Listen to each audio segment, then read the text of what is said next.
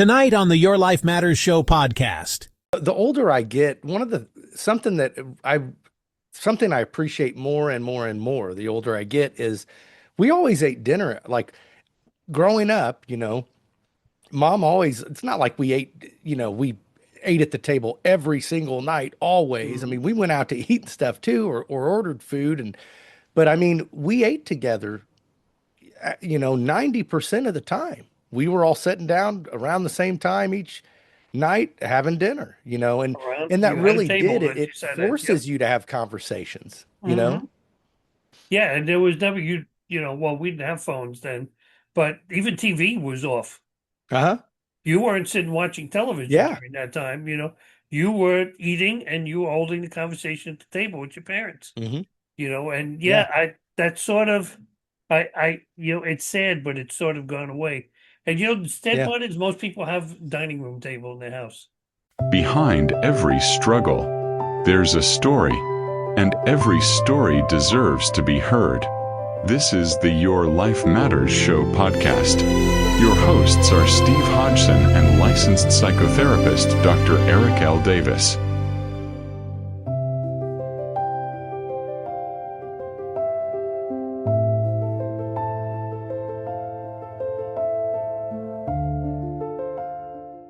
Have you ever wondered if a child sitting quietly in a classroom could be struggling with anxiety, depression, trauma, or thoughts they are too afraid to share? Every day, millions of students walk through school doors carrying more than backpacks. Some carry fear. Some carry loneliness. Some carry overwhelming stress. And some carry emotional pain that no one can see. The challenge is that mental health struggles don't always look the way people expect. A student may still get good grades. They may still smile. They may still show up every day. Yet inside, they may be fighting a battle that no teacher, parent, or friend realizes exists. Mental health professionals tell us that many mental health conditions begin during childhood and adolescence. Yet for many people, years pass before they receive support or treatment. That reality has led to an important question being discussed in schools, healthcare systems, and communities across America. Should schools screen every child for mental health concerns? Supporters believe early screening could identify students who are struggling before problems become crises. They argue that early intervention can save lives, reduce suffering, and help connect young people with the support they need. Others have concerns. They ask important questions about privacy, parental rights, testing accuracy, and whether schools have the resources necessary to help students after concerns are identified. So where is the balance? Should mental health screening become as common as vision or hearing screenings? Or are there risks that deserve careful consideration before such programs become widespread? Tonight, we're exploring both sides of this important conversation. Joining us is the Executive Director of the Marion County Youth Mental Health Alliance, Stephen Leilich, to discuss why many mental health advocates support universal screening and what it could mean for students, parents, and schools. As always, our goal is not to tell you what to think. Our goal is to provide information, encourage thoughtful discussion, and help reduce the stigma surrounding mental health. Because when it comes to our children, few conversations are more important than their well-being. This is the Your Life Matters Show podcast, and this conversation starts right now. Here are your hosts. Well, howdy, and welcome to a new episode of the Your Life Matters Show podcast.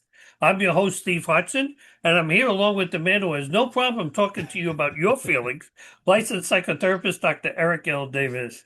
Dr. Davis, we have a very serious show tonight. I was telling before we even started, folks, I'm sorry if you like the lightning round. There is no lightning round question in this one because we're talking a very serious topic, and we're going to be talking about youth and mental health, and especially universal health screenings, as you've seen from the tag of this, and why we think they're important. And our guest tonight actually, knows what it is because here in Marion County, Florida, where I'm at, they've actually been doing that for a while now. this kind of screening. So, Steve Leilich is going to give us some really good insight into that. And Steve's been on our show before. So I thought we'd introduce our sponsor a little differently before we start tonight. Because usually I go through this like long-winded paragraph about stuff, but I'm going to let Dr. Davis introduce his own company, Waypost Counseling. All right. Well, thank you so much. So, Waypost Counseling was set up by my beautiful wife, Erin Davis, and myself to assist people with their journey searching for a better life and who need mental health assistance. So, Erin is a licensed clinical social worker and has been practicing for nearly a decade. She has extensive experience working with individuals, couples, and families. In addition to her work at Waypost, she works with clients involved in the criminal justice system. We also have a recovery coach named Jeff Gazier, who is dedicated to helping individuals and families affected by gambling addiction. So we have both of these great individuals as well as myself to provide therapy for adults seeking recovery from substance use, problem gambling, as well as those working to change patterns of abusive behavior. Whether you need to come to our office in Indianapolis or do a session virtually, Waypost Counseling is here to help. But we cannot help you if you don't make the first call to us. So I ask you give this video a very quick listen. Maybe you didn't expect to hear this today, but if you're watching right now, this might be for you. Life can feel heavy sometimes, not overwhelming all at once, just quietly difficult. You're feeling stress, anxiety, thoughts that don't seem to slow down. You are trying as hard as you can, but your body wants that next hit. Or maybe it's your relationship, where conversations feel harder, and the connection that you once experienced just doesn't feel the same anymore. You tell yourself, I am not going to be so abusive the next time. Or maybe it's something more private, like gambling, something that started small, but now it's affecting more than you ever expected. And maybe part of you keeps thinking, I should be able to handle this on my own. But you don't have to. At Waypost Counseling, support is available for individuals, for couples, and for those struggling with addiction. And you can access it from the privacy of your own home. Through secure online sessions, you can talk to someone who understands without pressure, without judgment. It's just a space to be heard. Something inside you is saying, maybe it's time. Trust that feeling. Contact Waypost Counseling today. Call 317-762-0904 or dial 317-659-0179. Also, you can visit waypostcounseling.com for more information. Because your life matters, and everyone deserves support along the way. Make the call today. So today's topic is one that's generating a lot of discussion across the country, especially among parents, educators, mental health professionals, and policymakers for that matter too. So the question we're asking tonight is, should schools screen every child for mental illness? Now, before anyone starts saying yes or no, okay, let's take a moment and talk about what that actually means. Yeah. We're not talking about diagnosing children with mental illnesses at school. We're talking about something called universal mental health screening, brief assessments that are designed to identify students who may be struggling and could benefit from additional support or evaluation. Supporters say early identification can save lives, reduce suffering, and connect young people with the help before problems arise.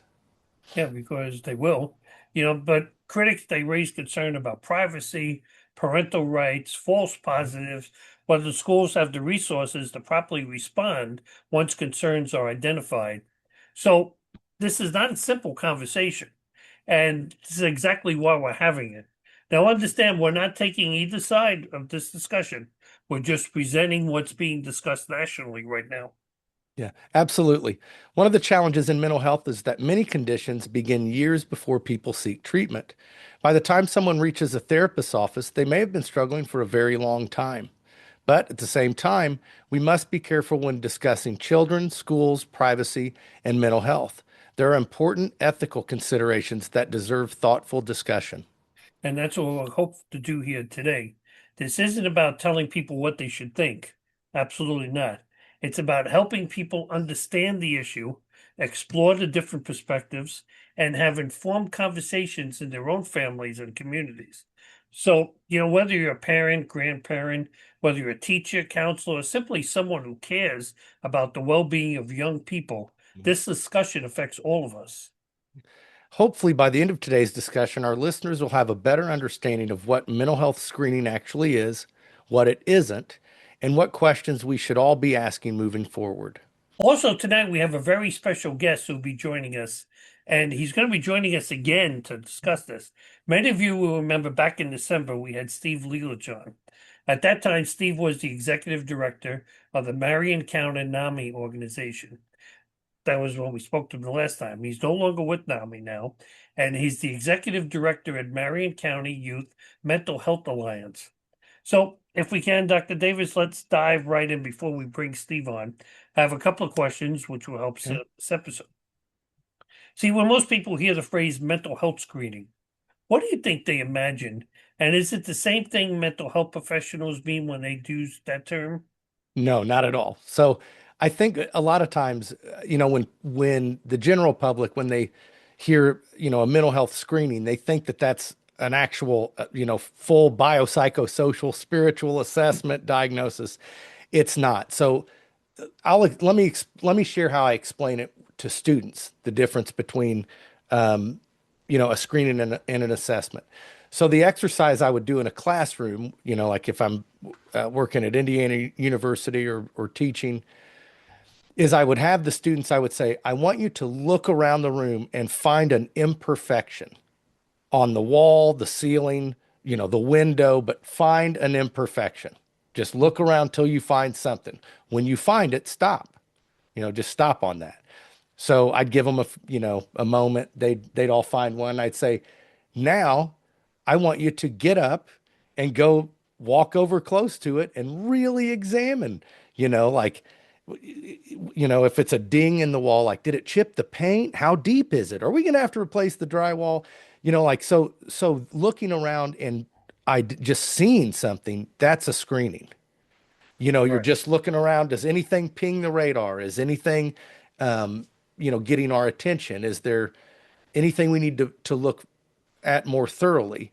And then the assessment would be the equivalent, once the screening identifies something, the actual assessment is where a diagnosis and really investigating. And, a lot of times an assessment can rule out, something that was identified in a screening.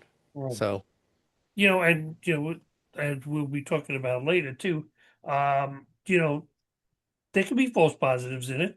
oh, absolutely. And just using your same example used with the students, how many times have you looked and you're sitting in your house and you think, God, there's a ding in the wall.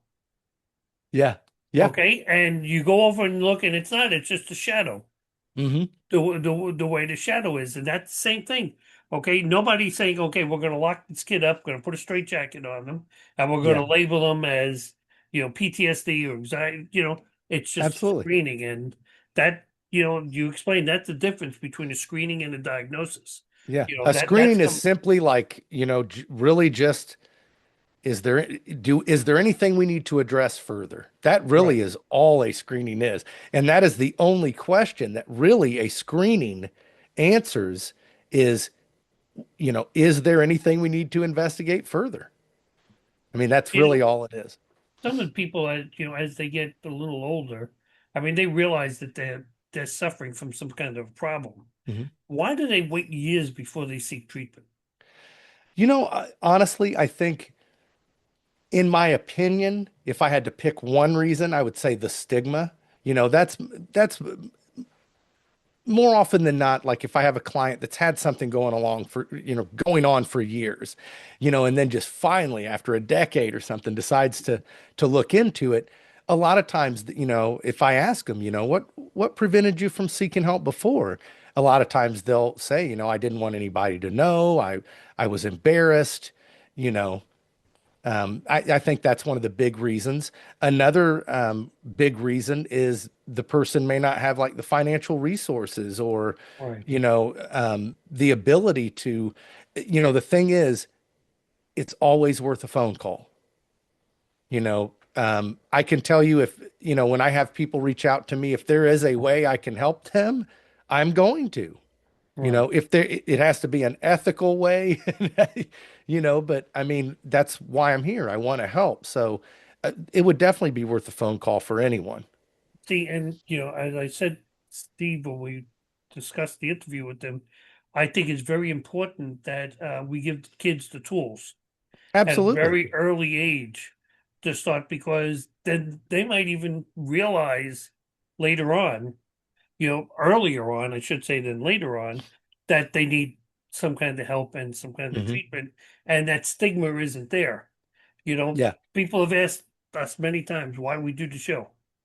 Okay. And we Yeah. do the show is, I think that the main answer I think I'm going to use from now on is because I'm trying to erase the stigma of mental health.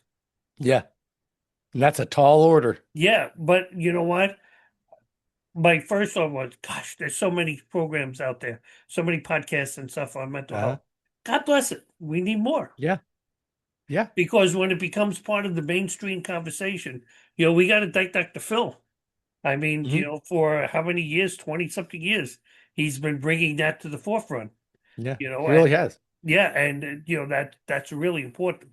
So let's go back with children here. What mental Okay. health concerns are most commonly missed in children?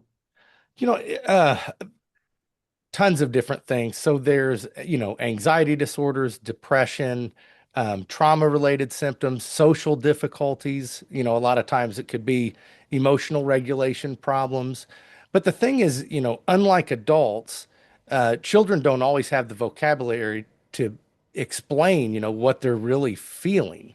So distress can show up as just irritability, behavioral problems, um, sometimes, or even like physical complaints like headaches or stomach aches. But I think a lot of times kids aren't really, they don't know, they don't have a frame of reference to know they're not feeling normal. Right, exactly.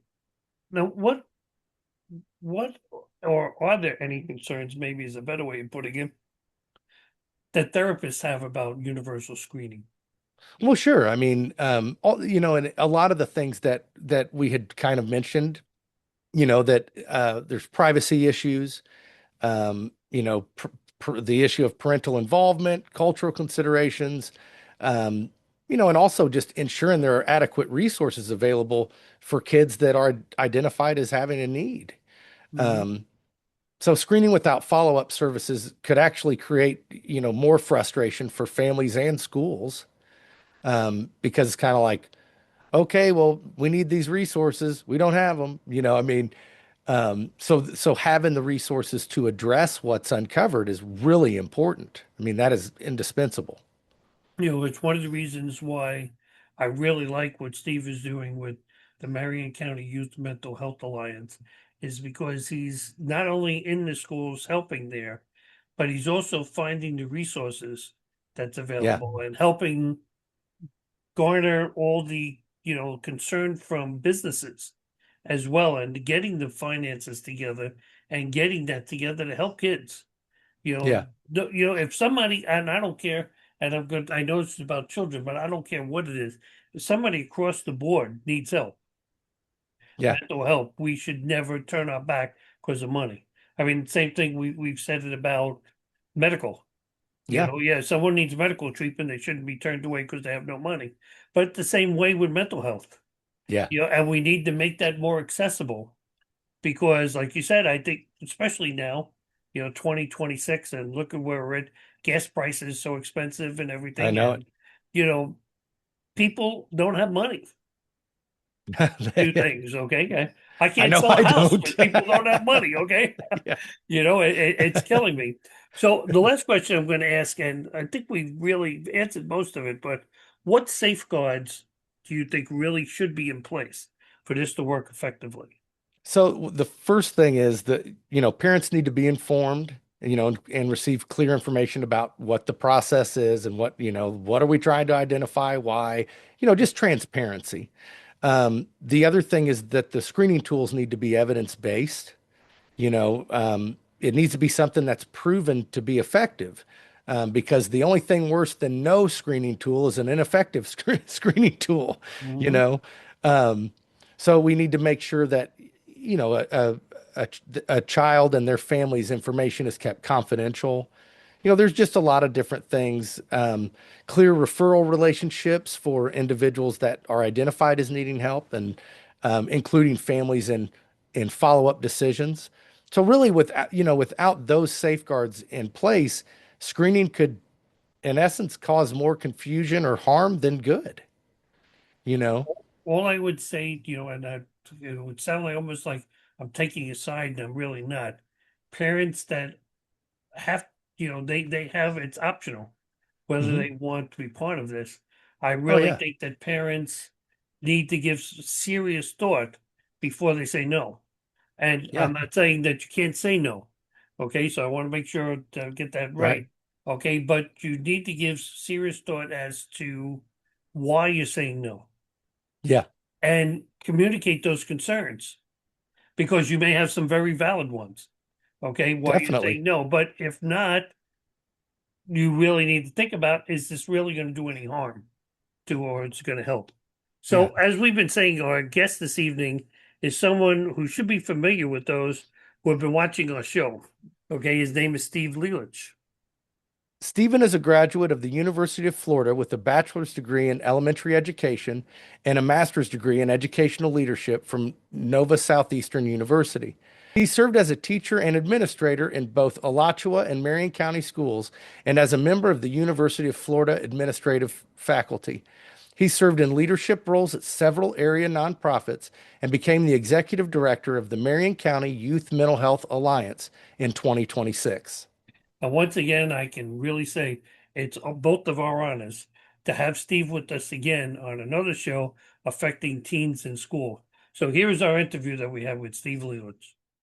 Well, Steve, once again, welcome to our show, and thank you again for agreeing without hesitation to being a guest again.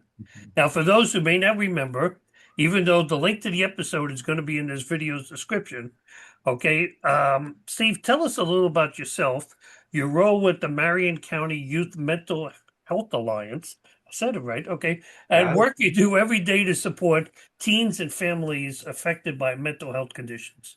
Yes. Thank you so much for having me. It's good to see both of you again. I'm happy to say that I have over 35 years of experience working with Well, youth. I congratulations. started as a teacher in Alachua County, which is home of the University of Florida, Fighting Gators, and taught school there for about 10 years, came to Marion County and became a school administrator. Started out as a dean of students and then a curriculum coordinator and assistant principal, and finally ended up as a principal of the school. So it was really on the forefront of seeing our kids with struggling with their mental health. A lot of people think it's been since the pandemic that our kids have been exhibiting mental health challenges, but they've been there for a long time. It's just, I think the pandemic really showed us, how much we neglected those mental health needs. So I've worked in the nonprofit sector for a couple of years. I and a group of members decided in January of this year that we wanted to start a new initiative solely focused on youth here in Marion County. And so we founded the nonprofit, the Marion County Youth Mental Health Alliance. And our mission is to empower the youth in our community with education and resources needed to strengthen their mental health. And we do that starting at the middle school age through high school and even young adults into the early college system here in Marion County. Eric, there was no question about when we started writing up the show, we talked about it, who I was going to have on as a guest. Okay, again, and not because Steve has been here before, but because he's really dedicated. He's one of the only person that I personally know that has dedicated his life to helping children, whether it be as a principal and, going along with NAMI, going along later on now here with the Youth Mental Health Alliance. He's always looking out for the kids. And you know what? We need more people like that in the world. So I want to thank you for that. I agree. So, Thank you. tonight we're going to talk about universal mental health screening. And, immediately people assume we're talking about diagnosing children and mental illnesses at school. So, So can you talk a little bit, Steve, about what universal mental health screening is and isn't for someone who's curious? Absolutely. So it's a proactive rather than reactive measure waiting until an event happens. It's having the people that are closest to the student kind of evaluate that big mental health picture of a student's life, and it helps us to identify challenges early and give us the opportunity to provide help before problems grow. now, we briefly talked about NAMI, and they're a strong advocate for this universal mental health screening. But currently, in Marion County, we were talking right before we went on the air, you have your own program that you're already using in schools. Okay. As interested as I was, I'm sure our listeners are just as interested. I hate to have you repeat what you told me all over again, but I feel it's important. It's an important issue. So tell us about it's BESS, right? Is the acronym is BESS? Yes, BESS is a behavioral and emotional screening system. And what it does is measure behavioral and emotional strengths across 3 domain areas in students. So the first one is internalizing behaviors, what kind of emotional issues like anxiety or depression that students may be facing. The second one is self-regulation, and that's more the ability to control one's impulses and their emotional responses to events. The last one is personal adjustment, and that's overall behavioral and emotional well-being. And the way they administer that in Marion County Public Schools here in Ocala is in the fall and spring terms, homeroom teachers generally complete this behavior observation screener for the class rosters. When you move up to the secondary level, those middle and high school students, they're typically screened or evaluated on an as-needed basis through referrals from school staff, parents, or multidisciplinary team members. And as I mentioned to you guys before the show started, we do our best to inform parents every step of the way with this screener. We train all of our school staff first so that everybody is trained the same way, so that it's calibrated. We send information home with students that this is going to be administered, and there is an option to opt out. We send an alert now, which is a Skylert phone message to parents that are registered for that system, letting them know what the window of time is that we'll be administering this assessment. So parents do have the option to opt out if they choose to do so. And we also talk about the confidentiality of the results, about how it's kept to a need-to-know basis. Do many parents opt out? Not very many, no. Okay, I was just curious to that when you said that. Yeah. I was wondering the When we same first thing. started, I would say in a school of about 750, I may have had 12. But as they, as we kept doing it year after year, I think they knew it was more familiar, that it wasn't something that was just fleeting. Now, when Steve and I were talking about this topic, one of the statistics that stood out to me was that nearly half of all lifetime mental health conditions begin by age 14 and about 75% by age 24. Why do you feel like those numbers are so significant when discussing early intervention? Well, I think, everybody thinks that since the pandemic, kids have started exhibiting mental health challenges, but we all know that they were underlying even before the pandemic, and that kids were struggling with their mental health. I think there's a lot of social media influence on children, and we all know cell phones are here to stay. So we have to teach kids how to use them responsibly, but there's still a lot of internal peer pressure among student groups to be a certain way, to look a certain way, to act a certain way. And so I think kids carry that with them, that struggle. And then they have socioeconomic factors that they're dealing with. Maybe they're food deprived, or they do not have adequate housing, or they're living in a two-parent household that's split between parents. So any way that we can identify a kid that's struggling before they act out in the manner, whether it's self-harm or they harm somebody else, or they struggle academically or behaviorally, it's a positive. Yeah, I think Yeah, I back agree. like the early 60s, when I was growing up, I mean, there were kids with mental health problems then just as well. I mean, it's been around forever. And I actually wonder if it just wasn't another stigma to put against COVID to start to bring it out now and say, look, they got problems when we know they've had problems all along. So it's actually kind of strange that they're blaming COVID for that. One of the things that experts say, whoever the experts are, the average gap, which is approximately 11 years between the onset of symptoms and treatment. Why do you think so many people go so long without receiving help? So, in other words, if I'm starting to show symptoms, they're telling me it's 11 years before I'm going to get any kind of treatment? Well, according to the CDC, 1 in 3 teens still report lacking adequate, reliable access to mental health education and resources. Mm-hmm. So I used to say on the academic side, we would identify students with academic deficiencies, but we didn't have enough people to do interventions to overcome those deficiencies. And I think it's the same with mental health. We can identify a lot of students, but as far as I'm concerned, there will never be enough resources for children and youth. But there's good news out of that too for the youth that do receive mental health education and support. 72% report that they have increased communication with their family members and peers, and then 71% show that they're better able to express their feelings, and 67% show an increase in their social skills.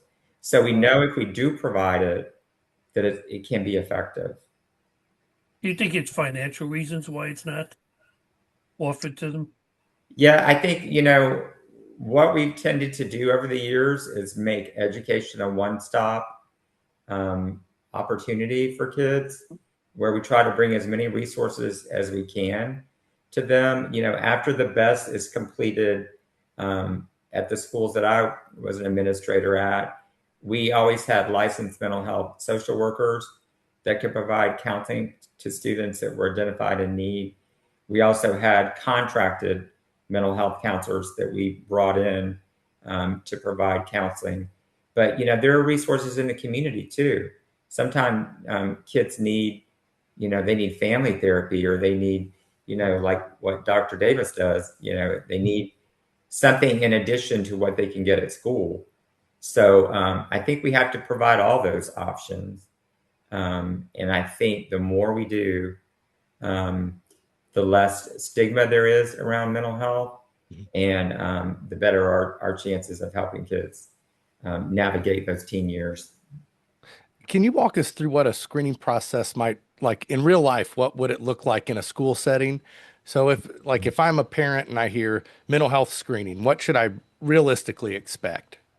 So the best screening is it's 28 questions in those 3 areas that I mentioned, and it's really asking the teacher, after they've spent some time with that student, what they see in the classroom as far as how do they react to being under pressure, how do they perform in social situations, how do they control their impulses or their responses to emotional situations, and then what is their overall behavioral and emotional well-being. So it's kind of task specific as far as it's conditions that they see their students in these situations. How do they perform? Okay. You mentioned that it really is in middle school. Is that the right age to begin screening people, or do you think we should really be doing it like in earlier elementary? Oh, it definitely needs to be elementary. Mhm. If you talk to any dean of students on an elementary campus, they'll tell you, screen, screen, screen, help, help. Yeah, because kids can exhibit some pretty severe behaviors when they don't know how to deal with their emotions, and we don't want them hurting themselves. We don't want them hurting others. We don't want it taking away from academic time when they can be learning. And we have to teach kids that learning about their mental health is normal. We have to normalize this conversation. Everybody has mental health. You either take care of it or it breaks. So take care of it. But you have to start that from an early age. And if you start it from an early age, then it becomes normalized. Yeah. Then they know that these are the things I have to do. I have to take a walk. I have to put down my phone. I have to be with people. I have to stay away from situations where, I know that they're not healthy for me. So when you teach those kids those regulatory type behaviors, they learn from an early age that, okay, I can do this. I can be successful. And we encourage that, at least the schools I was in, we made a big deal out of this. So I think it's just important to recognize, when our kids do that as when they do academic tasks. I think it's very important from an early age that they learn the coping skills to deal with the problems that they're seeing. Absolutely. Because at least they start to build that basis, a foundation in themselves on how to deal with it instead of later on when it's completely out of control and now say, okay, here, let me teach you how to deal with it. It would have been much easier if we taught them how to deal with it much earlier on. So Yeah. I know that nowadays a lot of parents, just with the stigma that surrounds mental health and so forth, I know that a lot of parents, they worry that a child will be labeled too quickly. Can you talk a little bit about how a screening differs from a formal diagnosis? Absolutely. So it's a tool that can lead to just giving you information as a parent as to where your student performed. Just like if you took a test on an academic level in reading and math and you get a 78 or you get a 96, it shows you kind of where you are. It's information for parents to have. But there's levels that are reported within BESS, but it doesn't say you have a mental health condition or you're disabled mentally or you have ADHD or you have, brain disease or whatever. It doesn't do any of that. It just says, here's the information that was gathered from this. These are some possible next steps. Maybe it's just some things in the classroom that the teacher can do with the students. And on top of that, we have a mental health curriculum that we use in our elementary schools too. And we also have that in our middle and high schools. It's called the Monique Burr curriculum. It's Mental Health Matters. So it can stop at the screening, but it can also lead to a referral for social work. And once we do that, then we bring the parent in for a meeting, have a discussion, and say, hey, we did this BESS screening. This is what we found. We'd like for you to do it on your child too, because we have the opportunity for the parent to do it too, so we can see how the student does in the home setting or the community setting, and then they make the decision whether or not they receive counseling, or they make the decision whether or not they get a small group, a social skills group with the school counselor. So the parent is in the driving seat. We can't start any of those interventions without parent permission. So I know there could be a stigma out there that we're identifying kids, but we're identifying them for a reason. And the reason is we want to help them. So the more emphasis you put on that, the better result you get from parents. Parents become less suspicious and then become more part of the decision making. you're not really good at, labeling them. Basically, you're pointing out that, there's a possibility there's an issue that's taking place. It's like on a test. It's not that, if somebody fails the test, teachers don't say, well, you're an idiot. and we're just labeling you an idiot, you may need some additional work, some additional studying and stuff to reach that point. So, just out of curiosity, how many parents take that next step that you know of approximately? Obviously, not exact numbers. You mean that offer That that do something advantage of afterwards. counseling and stuff? Yeah. So we look at it as far as tiers. So everybody starts at tier 1 with the best. So after it's administered, you may stay at that tier 1, which is green. If you're yellow, it's kind of like caution, like, we need to keep an eye on this. And the fact that it's done in fall and spring, fall is a good baseline data point. Spring is another one. But fall gives that information to the teacher, that if they're in yellow, we need to kind of keep an eye. But if they're in red, then we want to get that parent in and we want to say, hey, this is what we saw. Do you see this at home? And 9 times out of 10, they're seeing the same stuff at home. Yes, they're acting out. Yes, there's self-risking behaviors. Yes, we may have seen some self-harm. Yes, they're sleeping too much.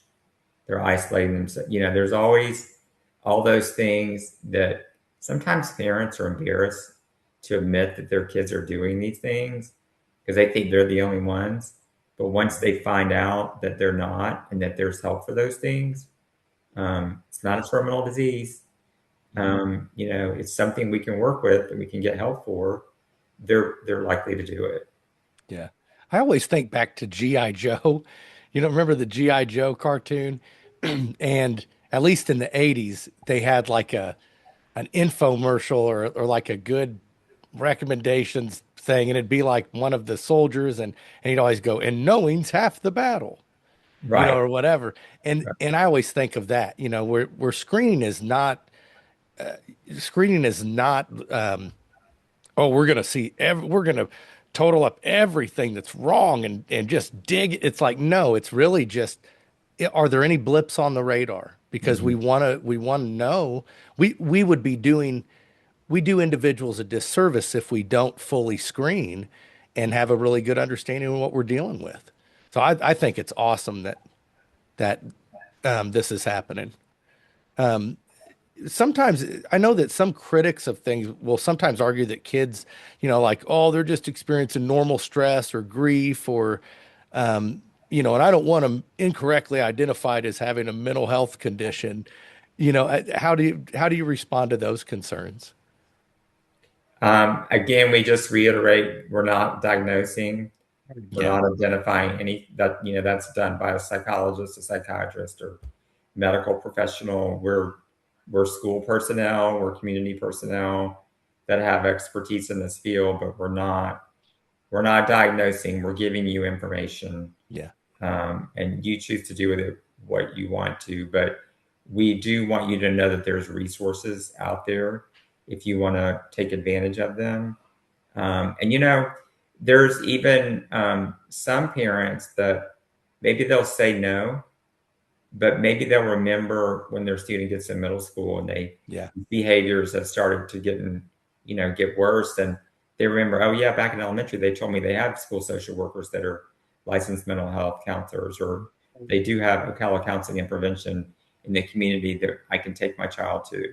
And that's another thing I share with parents is, if you don't want the school in your business, we've got community resources for you.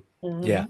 And I as a principal, I don't know what happens in those counseling sessions in school. Those are all private, The same thing in the community. So I really think it's important to educate. That's why when we determined a mission for the new alliance, it was to provide education and resources, because a community that knows the education and knows what resources they have is a richer community, especially when it comes to their youth. Before I ask the next question, I'm just curious, who sees the results? So the teacher sees them, the school counselor can see them, the people on the multidisciplinary team can see them on an as needed basis. I, as a school administrator, could see them. And then we do have a mental health and wellness department And again, there are a few key people that they pretty much look at that data school wide.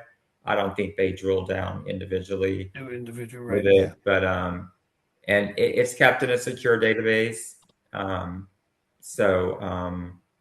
But I, thinking back, because I've been out of the district for a little over a year and a half, I don't remember that we had access to that information more than let's say, a year after it was administered.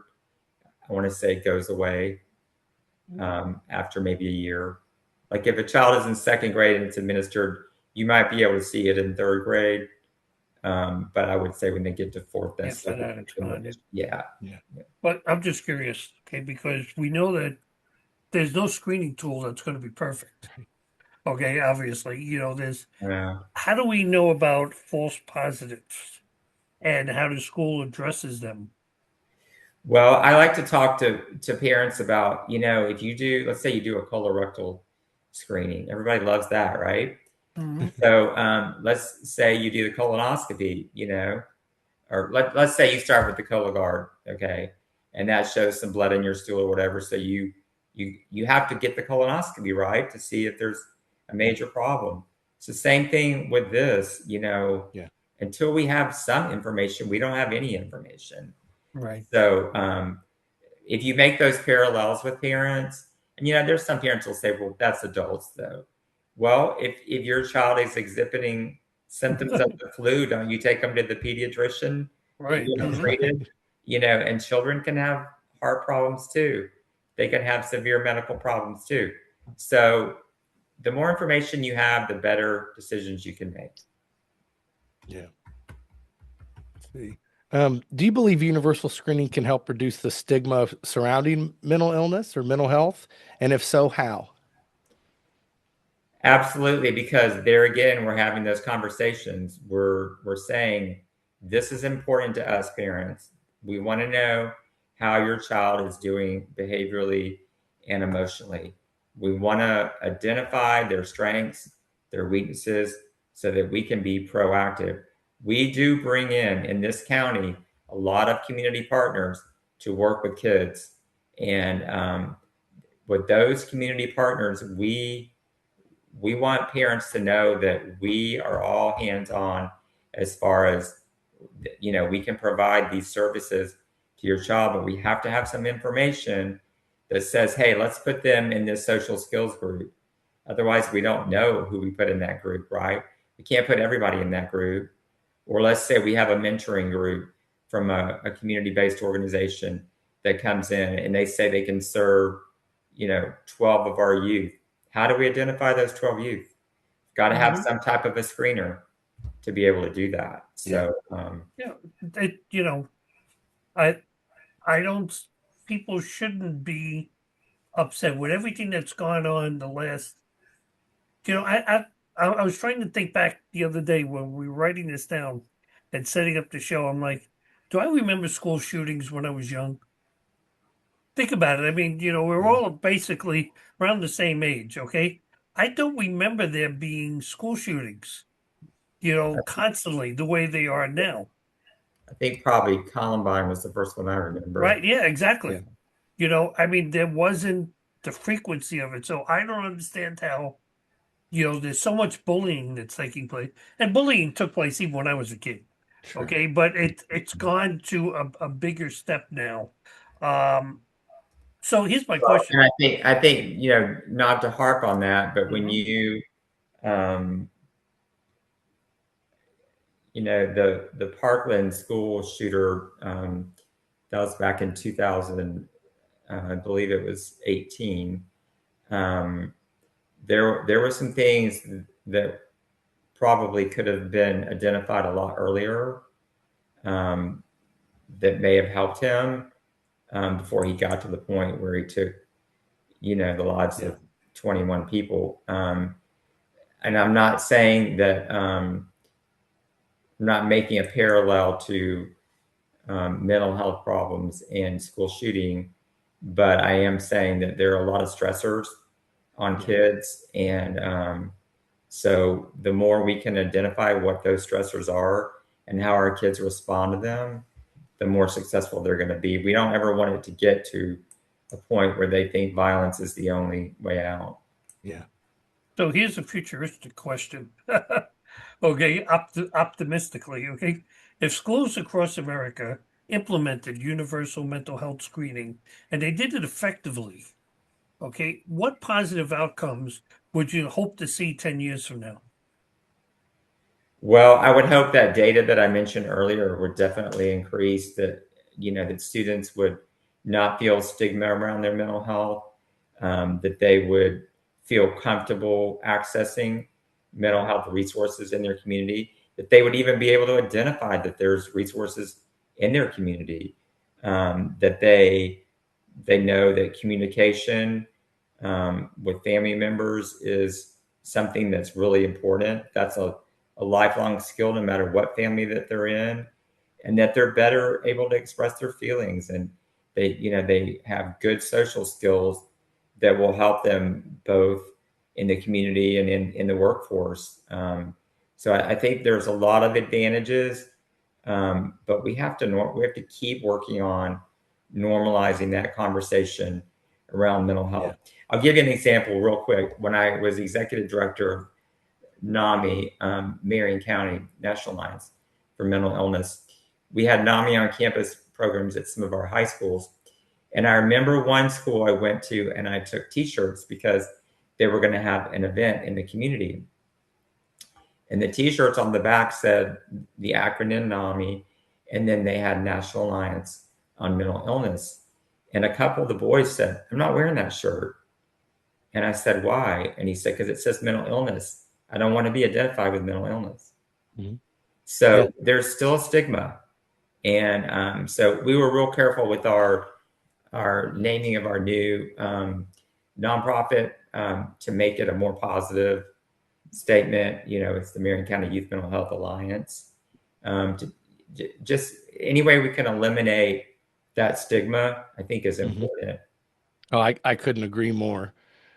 For parents who may be worried about their child's mental health but aren't just really sure where to start right now, what advice would you have for them? I would say talk to your pediatrician first. Reach out to your school guidance counselor. They're kind of the first point of contact. I used to always, be very visible in my school as an administrator. So I was accessible.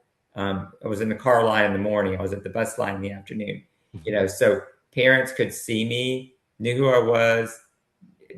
So they would come to me sometimes and say, "Hey, my kid's struggling. They're having problems." So I think that's real important for them to start with the pediatrician, start with the guidance counselor, the teacher, reach out, ask for help. And then community members, their churches, their community providers. Yeah. Mm-hmm. Young Life is real big here in Marion County. Mm-hmm. I know a lot of their efforts are around youth socialization. So, maybe, the reason I started those NAMI on campus programs was because youth will reach out to each other sometimes before they'll reach out to an adult. So they reach out to another youth.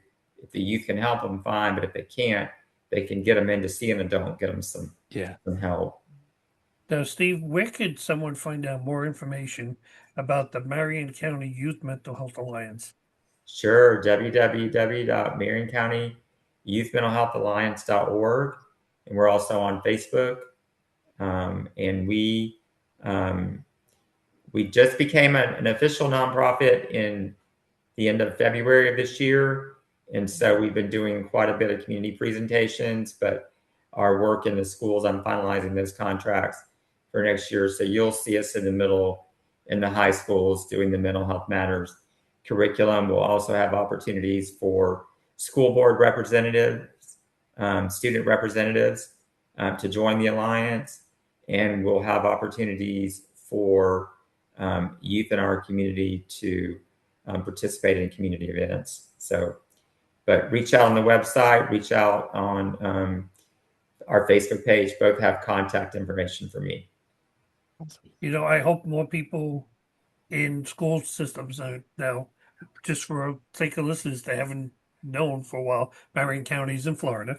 Okay, so just so in case anyone's wondering there, but I hope other school systems across the United States that maybe, Yeah. don't have NAMI available or don't have, the Youth Mental Health Alliance right there for them, that reach out to Steve.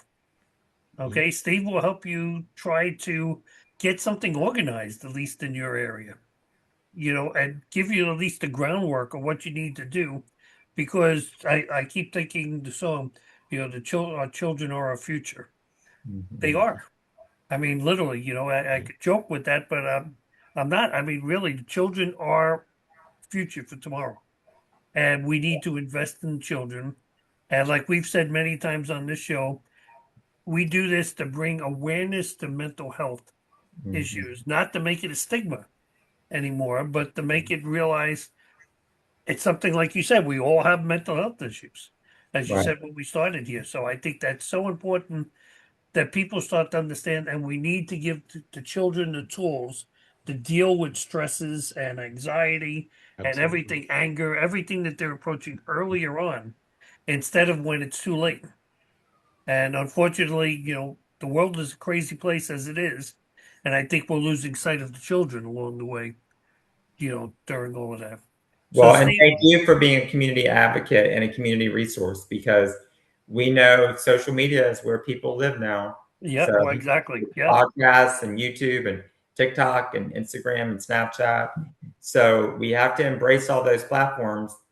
My big thing is, when I first started, I would say, parents, limit your kids' screen time. Don't let them have a phone until this age. Well, those days are over. Every kid has one. Yeah. So let's teach them to use them responsibly, but let's use our technology, like your podcast and things, to normalize this conversation more. So thank you. And luckily, like I've said on the show hundreds of times, I rarely even watch any kind of network TV. Everything I'm watching is more podcasts and stuff. And Yeah. there are some really, really good podcasts out there. And those seem to be the number one shows that are out there that are taking the issues very seriously. And you're right. I'd rather have our kids watch that instead of watching Reacher or something like that, some violent show.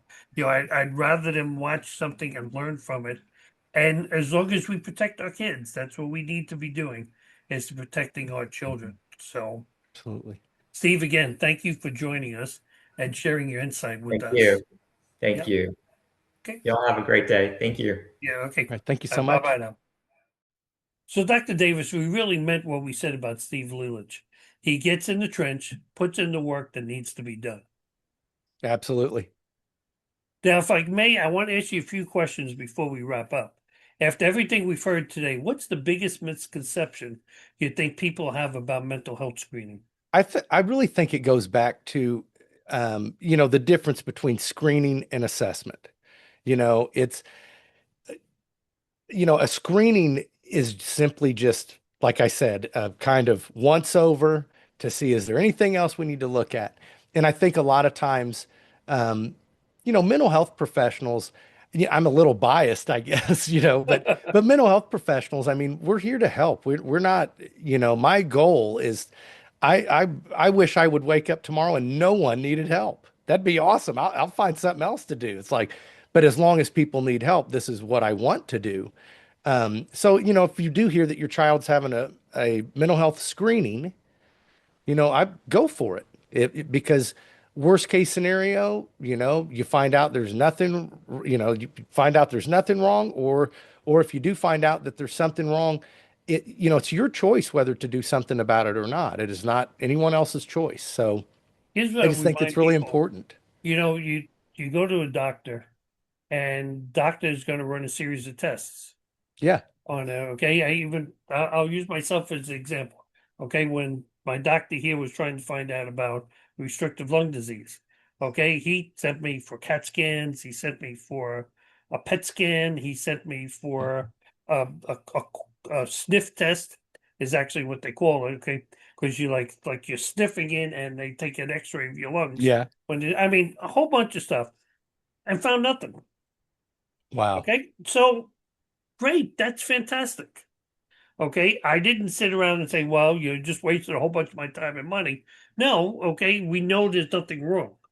Yeah. Okay. And the same thing, I think parents should realize that, hey, you know what? If we do the test and stuff and they find nothing, so great. No problem. It's another test. We found nothing. Yeah. But it's better off, like Steve said, when your child has a cold, you bring them to the doctor. Yeah. So why should this be an issue? And I know we talked before about what safeguards should be in place before we started the interview, but I'm wondering for parents that are listening today, okay, what signs should they watch for that might indicate their child is struggling, either emotionally, mentally, or even both?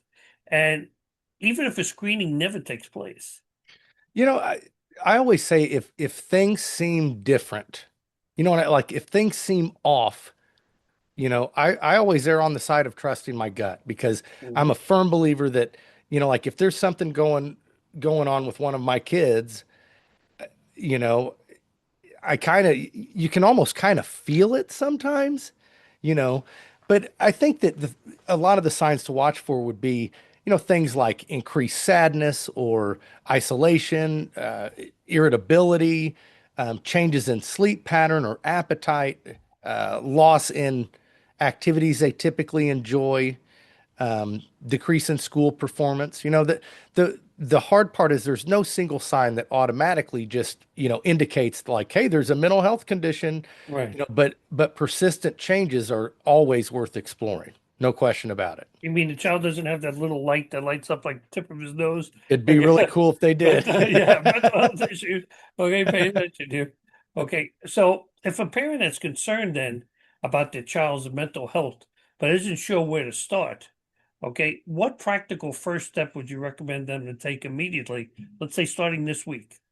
I think it starts with a conversation, choosing a time to just touch base with, your child and say, how have things been going lately? Hey, how are you feeling? You feeling stressed, worried about anything? I mean, I cannot stress enough. One of the greatest preventers, you know, um, is a healthy relationship with our kids, because if our relationship supports healthy dialogue, then they'll be, kids are more likely to tell me what's going on if it's safe to talk to me about what's going on.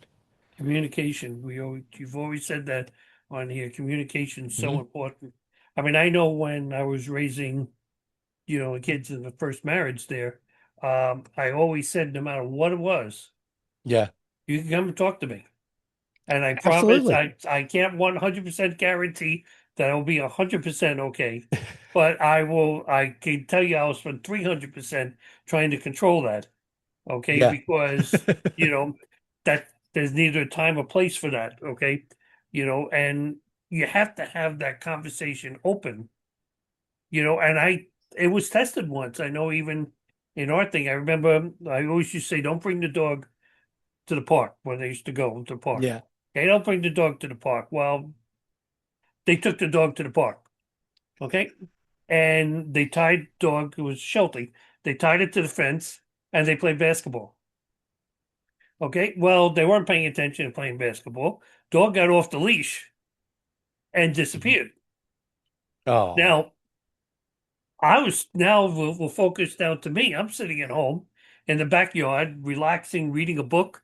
It was a nice sunny day. I was reading a book out in the back, and here comes dog's name was Classy. Here comes Classy around, and jumping on me and stuff. I'm saying, hey, how you doing? Stuff like that. And I'm like, okay.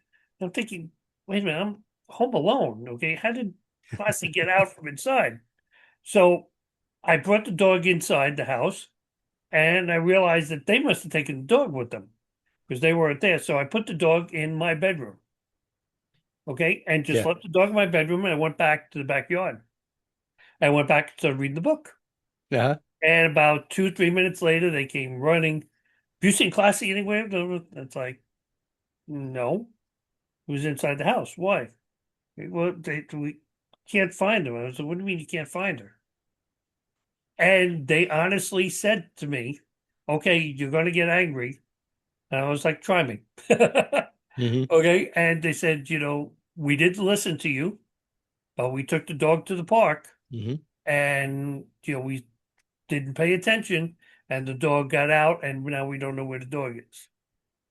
Okay. I was like, and then thinking, oh God, what? And we went inside, we went into the house and I opened up the bedroom door and the dog came running out. Yeah.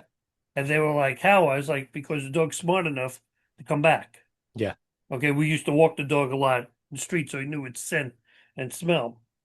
And they're like, and I didn't say anything else because it taught a lesson to itself. Just the fact that they were panicking, Sure. had to tell me dog is missing, blah, blah, blah. But you got to have that communication open. Yeah. Steve mentioned something about, I guess, with safety on like TikTok Hmm. and stuff there. We said they sit with the teens, sit with the parents. Yeah. Yeah, you got to have that communication at all Yeah. times, with your kids, because you never know at the dinner table. You may start hearing the kid, well, Yeah. not really themselves, and you got to start learning things that are going on with them. The older I get, something I appreciate more and more and more the older I get is we always ate dinner. Like growing up, mom always, it's not like we ate at the table every single night, always. I mean, we went out to eat and stuff too, or ordered food. But I mean, we ate together, 90% of the time. We were all sitting down around the same time each night having dinner, and that really did it. It forces you to have conversations, Yeah, and there was never well, we didn't have phones then, but even TV was off. Uh-huh. You weren't sitting watching television during that time, You were eating and you were holding the conversation at the table with your parents. Mm-hmm. And that's sort of it's sad, but it's sort of gone away. And the sad part is most people have a dining room table in their house. Yeah. And they just don't use it. Yeah. That's really sad. Now I'm going to ask one last question before we wrap up the episode. Regardless of where someone stands on universal mental health screening, what do you hope parents, educators, or even communities take away from today's conversation? I think that, I hope that people will remember that mental health is every bit as important as physical health, and in addressing our mental needs is every bit as important as addressing if we were sick physically or something.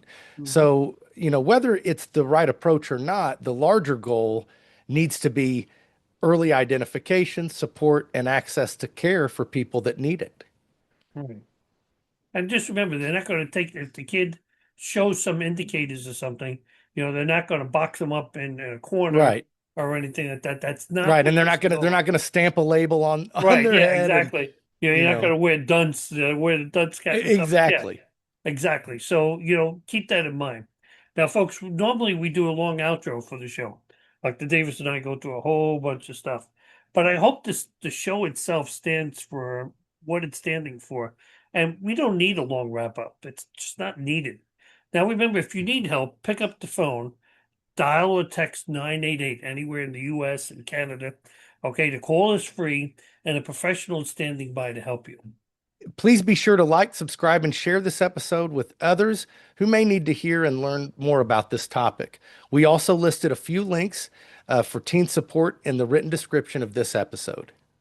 Now, also, please don't forget our website at yourlifematterspodcast.com. More information, even the request to being a guest. Please leave a comment on how you feel about mental health screening at school. We would love for you to join the conversation. It's easy. Just leave a comment, okay, about it. Either way, just be nice to each other, but let's hold that conversation there. Yeah. Now, God bless you all, and remember, your life truly does matter. Hope to see you next week. Thank you. Thank you for joining us for this episode of the Your Life Matters Show podcast. If today's conversation resonated with you, please like, subscribe, and share the episode so more people can be part of these important conversations around mental health. And remember, Your life matters. We hope to see you again next week.